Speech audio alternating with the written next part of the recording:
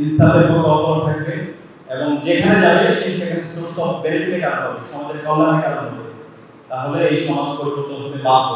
আমরা যাই প্রমোট করবো, পুরো জাতি আমাদেরকে ওভাবে রিসিভ করবে।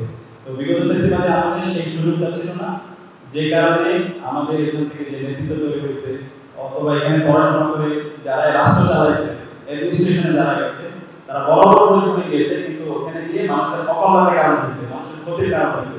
তারা ওখানে গিয়ে আয়না তৈরি করছে, বোম করছে, খুন করছে, তারা ফেস্টিভ্যাল কায়েম করছে, মানুষের উপর জুলুম করছে, গণহত্যা চালাইছে, শিশু হত্যা চালাইছে, তারা হেলিকপ্টার থেকে গুলি করছে এবং তারা মেরিটোরিয়াসকে ধ্বংস করছে, বাংলাদেশকে ভারতের একটা সাবজেক্ট কলোনি বানাইছে। তো আজকে বিপ্লব পরবর্তী আমাদের ঐতিহাসিক সুযোগ এসেছে, ডাকসু নির্বাচন পরবর্তী আজকে আমাদের ভালো কাজের প্রতিযোগিতা শুরু হয়েছে।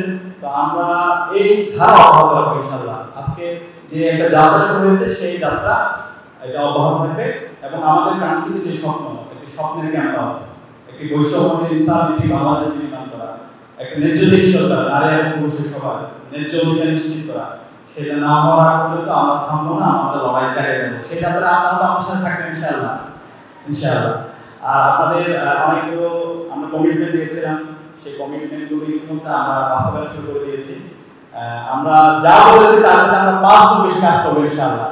এবং আমরা এমন একটা জায়গায় আমাদের বিশ্ববিদ্যালয়কে নিয়ে যাবো যেন ভবিষ্যতে আর কেউ চাইলে কিছু আসতে না পারে।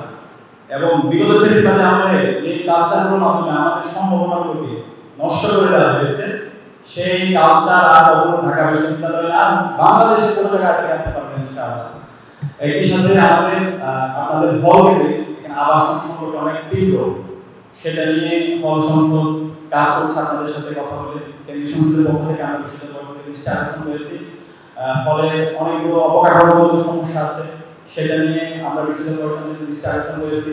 বিশেষ করে বৃষ্টি হলে পানি উঠে যায়, এটা নিয়ে আমাদের সিটি কর্পোরেশন, এরপর হচ্ছে এখানে যে হচ্ছে বিডিআর আছে তাদের সাথে কথা হয়েছে, একই সাথে বিশ্ববিদ্যালয় প্রশাসনের সাথে কথা হয়েছে, যেন সামনে এখানকার ড্রেনেজ ব্যবস্থাটা ঠিকঠাক মতো ফাংশন করে, যেন কোনো আমাদের বন্ধুদের কষ্ট না হয়, সেটা নিয়ে আমরা কাজ করছি।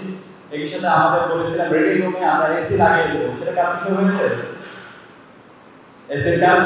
আচ্ছা, আমরা আমাদের ইঞ্জিনিয়ার চলে আসছে, আমাদের সুফিয়া কামাল হল, শান্তিনগর হল, সবগুলোতে আমরা কার্যক্রম শুরু করেছি এবং আপনাদের হলেও ইনশাআল্লাহ শুরু হবে। আমরা রেডি রুমে খুব দ্রুত এসি স্থাপন করবো ইনশাআল্লাহ।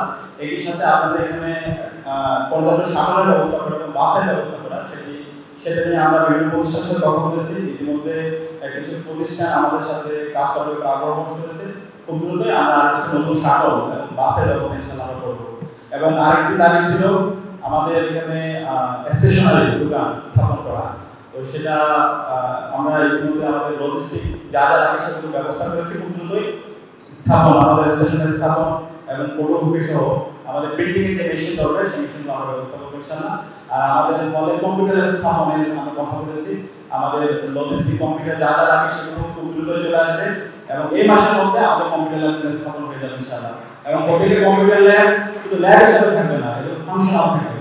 আপনারা এখানে হলে বসে ডিজিটাল মার্কেটিং এর কোর্স, এআই এর কোর্স, গ্রাফিক্স এর কোর্স, যা যে কাজগুলো আছে